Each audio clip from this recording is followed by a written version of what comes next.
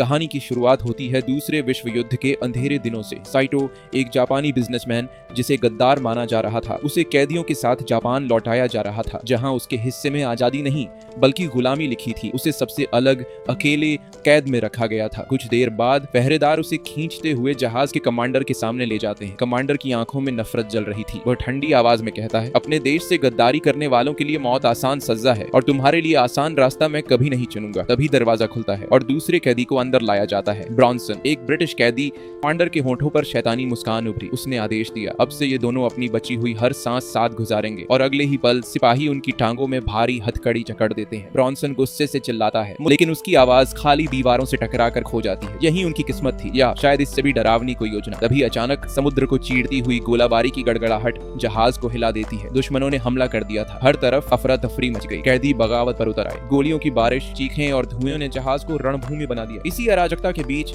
Bronson और cyto ने मौका पाकर खुद को छुड़ाया और बाकी कैदियों के साथ लड़ने लगे। लेकिन एक सबमरीन ने नजदीक आकर जहाज पर मिसाइल दाग दी। धमाका होते ही सब कुछ कांप उठा। अब सिर्फ कुछ ऑफिसर और ये दो हथकड़ी बंद कैदी ही बचे थे। कमांडिंग ऑफिसर ने बंदूक निकाली। उसकी आंखें साफ कह रही थीं, अब कोई नहीं बचेगा। लेकिन उसी पल ब्रॉनसन ने झटके से साइटो को पकड़कर समुद्र में छलांग लगा दी। बिल्कुल उसी वक्त जब पूरा जहाज आग के गोले में बदल गया। घंटों तक वे लहरों से जूझते रहे और आखिरकार ब्रॉनसन आधी जान बची होने के बावजूद साइटो को खींचते हुए एक सुनसान द्वीप पर पहुंचा देता है। थकान से चूर होकर वह वहीं रेत पर गिर पड़ा। और अगले ही दिन जब साइटो ने आंखें खोली तो उसने खुद से एक ही सवाल किया, क्या ये सब कोई बुरा सपना था या असली डरावनी हकीकत अब शुरू होने वाली है। लेकिन जैसे ही साइटो की नजर अपने पैरों पर गई, उसका खून जम गया। वह जंजीर अब भी वही थी। ये कोई सपना नहीं था, यह हकीकत थी। उसने झटके से पास पड़े ब्रॉनसन को हिलाने की कोशिश की, लेकिन ब्रॉनसन बेहोश पड़ा रहा। इसी बीच उसकी नजर किनारे पर पड़ी, जहाँ लहरों ने एक सिपाही की लाश बहाकर फेंक दी थी। साइटो कांपते हाथों से उसके पास पहुंचा और बंदूक निकाल ली। उसके मन में एक खतरनाक ख्याल कौन था, अगर वह अभी ब्रॉनसन को मार दे तो शायद आजाद हो सकता है। वह बंदूक तानने ही वाला था कि अचानक ब्रॉनसन ने बिजली सी फुर्ती से आंखें खोली और उस पर हमला कर दिया। दोनों एक दूसरे पर टूट पड़े। रेत और पानी के छींटों के बीच उनकी जबरदस्त लड़ाई छिड़ गई। तभी समुद्र की गहराइयों से एक भयानक चीख गूंज उठी। चीख इतनी डरावनी थी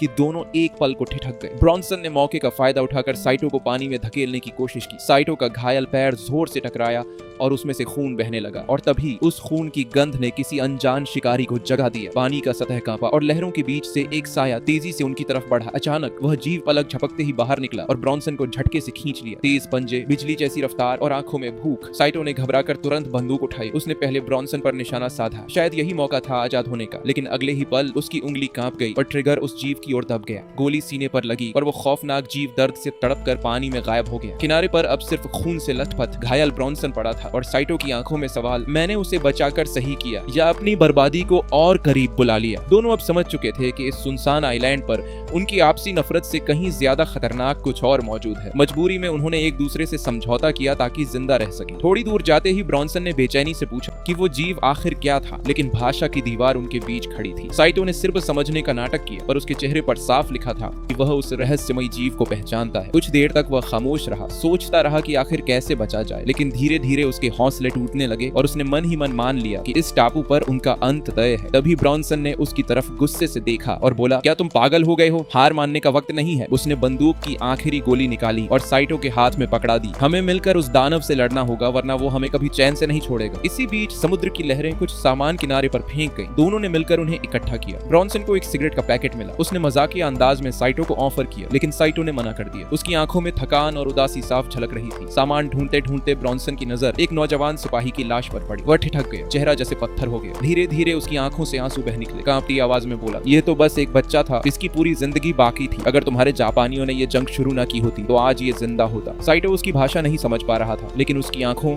और टूटे हुए दिल की चीख को महसूस कर रहा था। उसने चुपचाप उसे पानी दिया। ब्रॉनसन ने एक घूंट में पानी पी लिया और दोनों फिर रात गुजारने की तैयारी करने लगे। अंधेरा घिरते ही उन्होंने मिलकर एक छोटा सा कैंप तैयार किया। लेकिन जब ब्रॉनसन ने अपना जूता पहनने की कोशिश की तो जंजीरों के दबाव से उसके पैर में दर्द बढ़ गया और जूता नहीं पहना गया। तभी साइटो ने धीरे से अपने पैरों को देखा। उसने एक मरे हुए सिपाही के बड़े जूते उतार लिए थे। बिना कुछ कहे उसने ने एक जूता ब्रॉन्सन की ओर बढ़ा दिया। उस पल उनकी आंखों में दुश्मनी नहीं थी, बस जिंदा रहने की एक उम्मीद थी। लेकिन ब्रॉन्सन ने जूते पहनने से साफ इनकार कर दिया क्योंकि वह किसी भी जापानी चीज को हाथ तक नहीं लगाना चाहता था। साइटो ने चुपचाप कुछ क्रैब्स पकड़े और अपने नए साथी के सामने रख दिए। ब्रॉन्सन, जो कई दिनों से भूखा था, पहले तो हिचकिचाया, लेकिन भूख ने उसे मजबूर कर दिया। उसने हाथ बढ़ाया, मगर जैसे ही क्रैब उठाया वह मिट्टी में गिर पड़ा। साइटो ने बिना सोचे समझे अपना क्रैब उसके हाथ में रख दिया। ब्रॉन्सन ने पहले मना किया, लेकिन साइटो की जिद के आगे झुक गया। एक बाइट लेते ही उसके चेहरे पर हैरानी और सुकून दोनों झलक गए। धीरे धीरे दोनों का रिश्ता नरमी की ओर बढ़ने लगा। ब्रॉन्सन ने अपने बारे में बताना शुरू किया और साइटो भले ही सब कुछ न समझ पाया हो, पर इतना जरूर समझ रहा था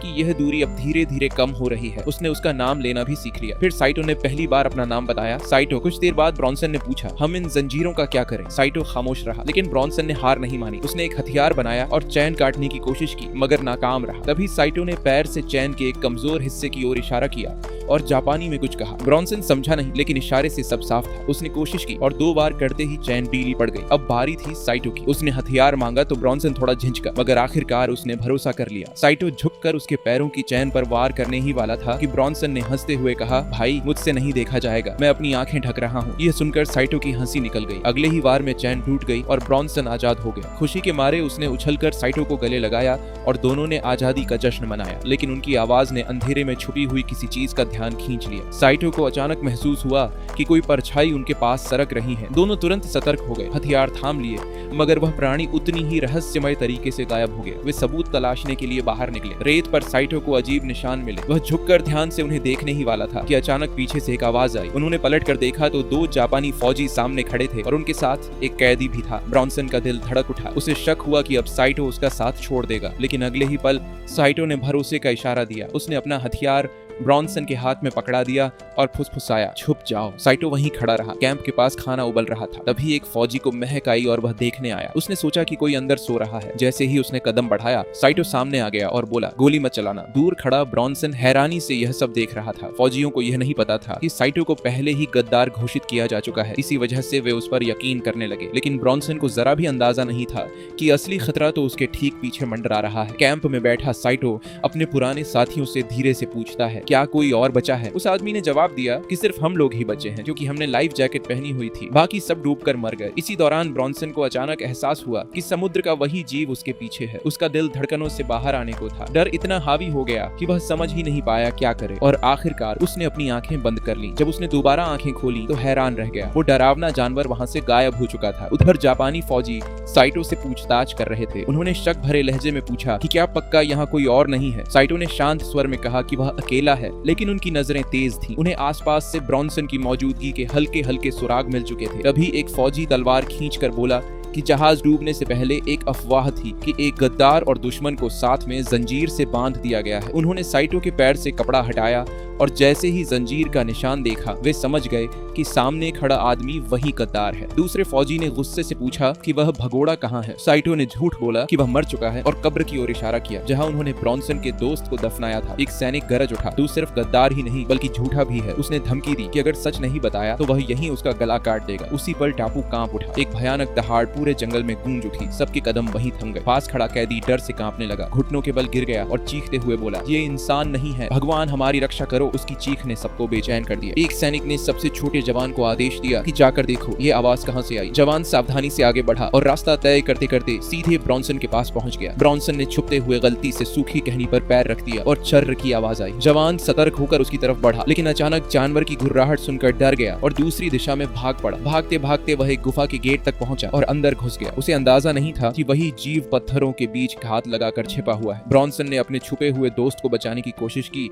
लेकिन देर हो चुकी थी। गुफा के अंधेरे से वो जीव बिजली की तरह निकला और सिपाही पर टूट पड़ा। जवान ने तलवार घुमाई, मगर अगले ही पल भयानक आवाज आई। उसके हाथ की हड्डी टूट चुकी थी। उसकी दर्दनाक चीख पूरे टापू पर गूंज गई। बाहर खड़े दूसरे सैनिक ने जैसे ही यह सुना, उसका गुस्सा और डर साइटो पर निकल पड़ा। वह चिल्लाता हुआ उसकी ओर झपटा और उसे मारने ही वाला था कि अचानक ब्रॉन्सन ने हमला किया और उसे मार गिराया। लेकिन इससे पहले कि ब्रॉन्सन गोली चला पाता, गुफा से वो जीव बाहर आया और घायल सिपाही का सिर तोड़कर उनकी ओर फेंक दिया। खून से लथपथ सिर उनके पैरों के पास गिरा और उसी पल जीव ने एक दिल दहला देने वाली चीख लगाई। साइटो और ब्रॉन्सन दोनों के होश उड़ गए। उन्होंने बिना एक पल गंवाए भागना शुरू कर दिया और अंधेरे में कहीं छुप गए। उस बीच जीव ने घायल सिपाही को पूरी तरह चीर कर खत्म कर दिया। भागने की कोशिश करता दूसरा कैदी भी उसकी पकड़ में आ गया और वह भी तड़पते तड़पते मौत का शिकार बन गया। ब्रॉन्सन और साइटो दूर से यह सब होते देख रहे थे और समझ गए कि अब यहाँ रुकना मौत को बुलाने जैसा है। उन्होंने भागने का फैसला किया, लेकिन वो जीव पहले ही उनकी मौजूदगी को भांप चुका था। अगले ही पल उसकी खतरनाक नजरें उन पर टिक गईं और वो बिजली की तरह उनका पीछा करने लगा। दोनों जान बचाने के लिए जंगल की तरफ दौड़े। रास्ते में घने पेड़ों और बेलों से गुजरते हुए साइटो अपने मशेठी से झाड़ियों को चीरता चला गया। ब्रॉन्सन ने घबराकर कहा कि उसके पास एक प्लान है और उन्हें यहीं रुककर उसका सामना करना होगा, लेकिन भाषा की दीवार ने फिर से उनके बीच दूरी खड़ी कर दी। साइटो कुछ समझ नहीं पाया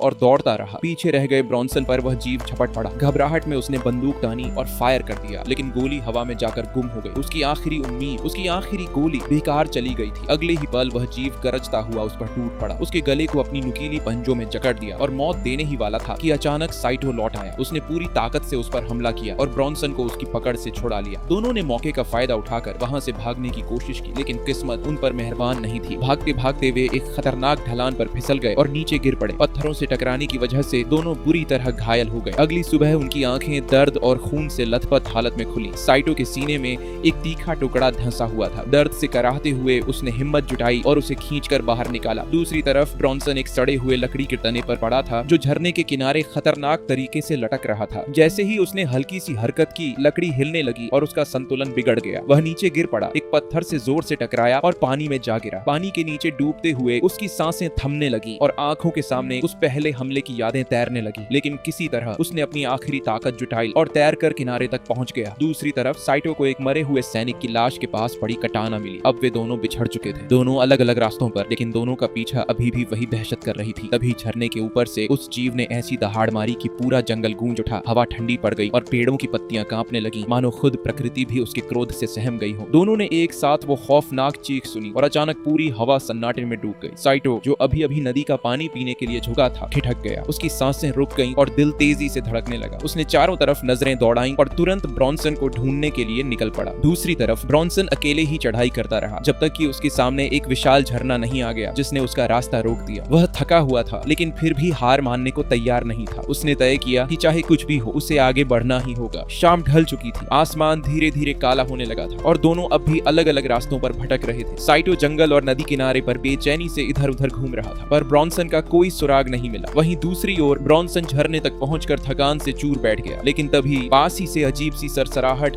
और पानी की हलचल की आवाजें आने लगी। उसका दिल धड़क उठा। उसी वक्त साइटो भी जंगल में था। हर आवाज पर चौकन्ना होकर रुक जाता, मानो हर पेड़ के पीछे मौत छुपी बैठी हो। ब्रॉन्सन ने धीरे धीरे झरने के गहरे हिस्से से बाहर निकलकर किनारे पर बैठने की कोशिश की। तभी उसने अपने बाजू से किसी भारी और ठंडी मौजूदगी को महसूस किया। जब उसने धीरे से गर्दन घुमाई तो उसकी आंखें फटी की फटी रह गई। एक विशाल मगरमच्छ बस कुछ कदम की दूरी पर बैठा था। ब्रॉन्सन के पूरे शरीर में खून जैसे जम गया। वह सांस रोके लेटा रहा, बिना हिले डुले और चमत्कारिक रूप से। मगरमच्छ ने उसे गौर से देखा और फिर बिना हमला किए वापस पानी में उतर गया। ब्रॉन्सन के माथे से पसीने की बूंदें टपक रही थी। वह धीरे धीरे उठा, कांपते पैरों से आगे बढ़ा और झरने पर ऊपर चढ़ने ही वाला था कि अचानक उसका पैर फिसल गया। इसी दौरान उसकी नजर पड़ी। वो जीव सामने खड़ा था, लेकिन यह दृश्य अलग था। वह जीव किसी जंगली जानवर की तरह सिर्फ शिकारी नहीं लग रहा था, बल्कि अपने घाव पर कुछ लगाकर खुद का इलाज कर रहा था। ब्रॉन्सन ठिठक गया। उसके दिमाग में बिजली सी कौंधी। यह कोई बेवकूफ दरिंदा नहीं, ये सोचने समझने वाला जीव है। ये खुद को ठीक कर सकता है, मतलब इसकी बुद्धि इंसान जैसी है। अब ब्रॉन्सन को किसी भी तरह साइटो को यह सच्चाई बतानी थी, लेकिन तभी उसकी एक गलत हरकत से हल्की सी आवाज निकल गई। उसका दिल जोर से धड़का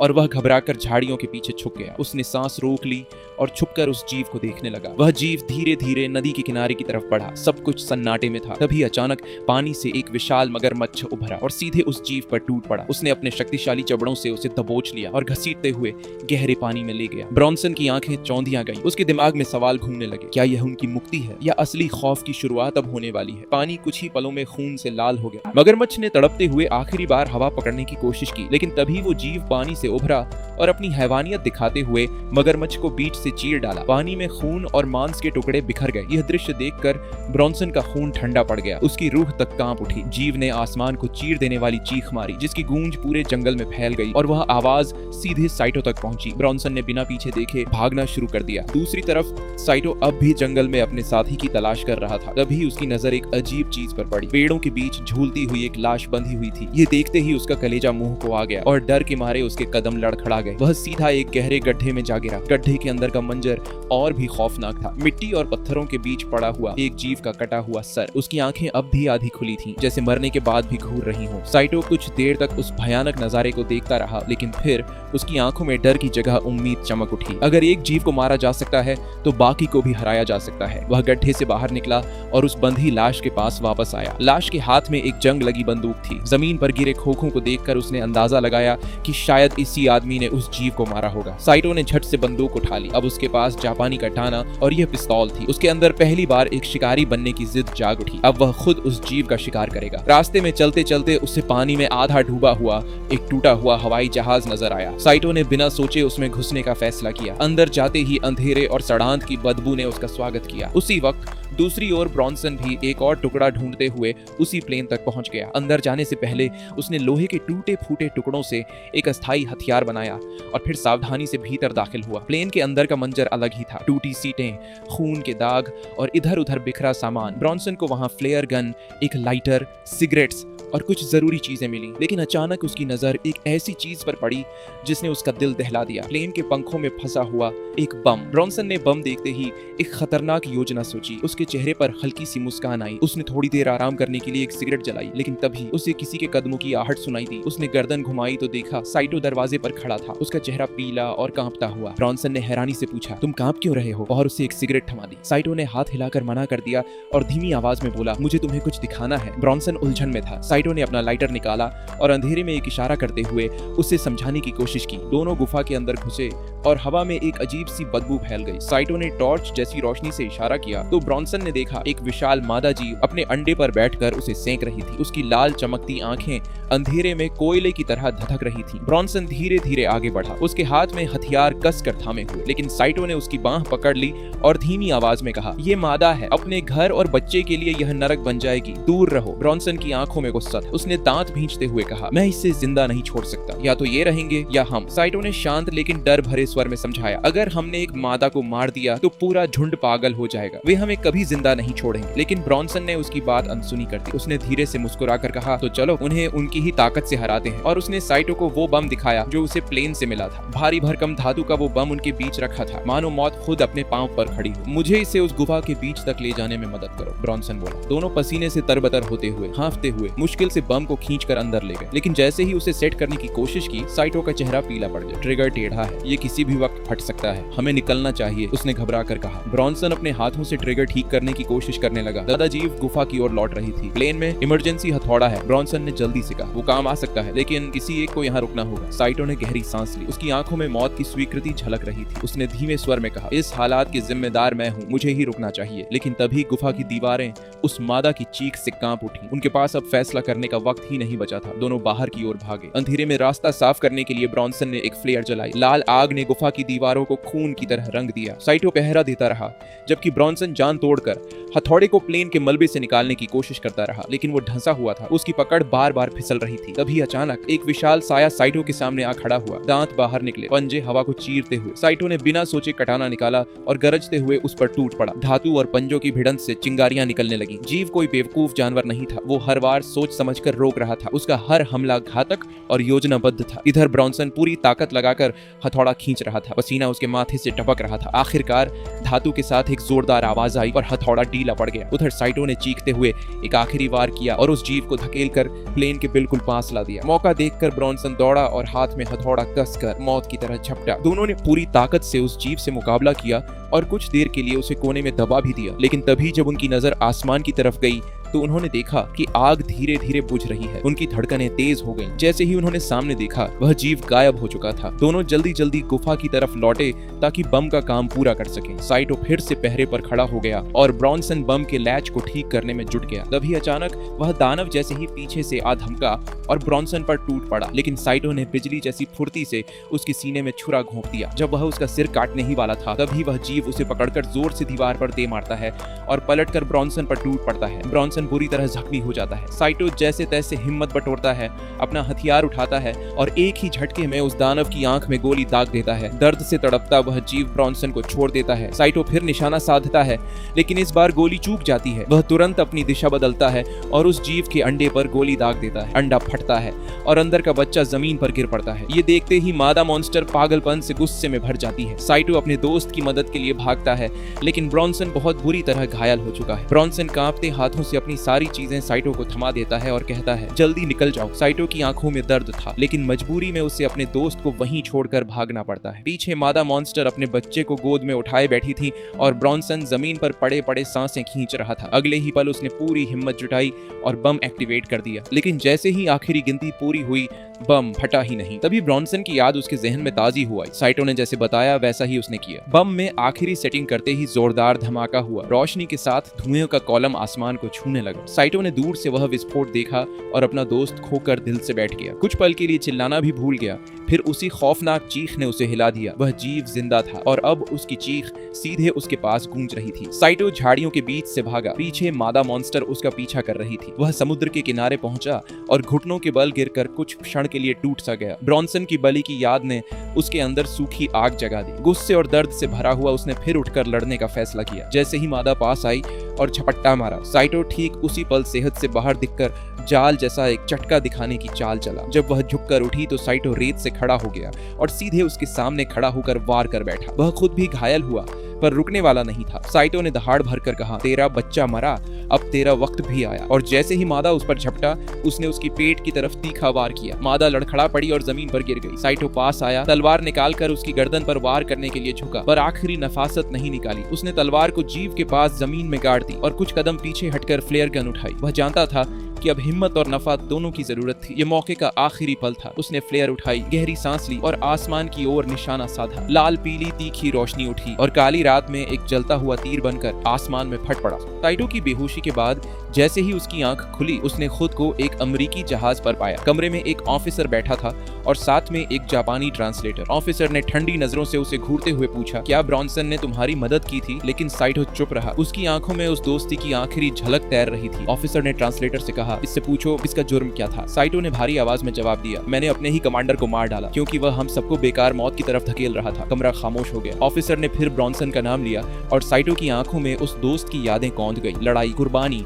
और आखिरी सांसों तक निभाई गई दोस्ती। आखिर में साइटो ने सिर झुका लिया और धीमे से कहा, हम दोनों दुश्मन थे लेकिन आखिर तक आते आते सच्चे दोस्त बन गए थे। ऑफिसर ने आखिरी सवाल किया, क्या उस आइलैंड पर और कोई जिंदा है? साइटो ने खामोशी तोड़ते हुए कहा, नहीं, वहाँ अब कोई नहीं। लेकिन जैसे ही जहाज समुद्र में दूर जाने लगा, साइटो खिड़की से बाहर देख रहा था। नीला समंदर पीछे छूट रहा था और उसी वक्त परत दर परत सच सामने आया। उस आइलैंड पर वो जीव अब भी जिंदा थे, कई और भी ज्यादा खतरनाक। कैमरा धीरे धीरे ऊपर उठता है। जंगल की अंधेरी गहराइयों से वही भयानक चीख गूंजती है, मानो ऐलान कर रही हो कि अब उस आइलैंड पर सिर्फ उन्हीं का राज रहेगा। और यहीं पर यह खौफनाक कहानी खत्म होती है।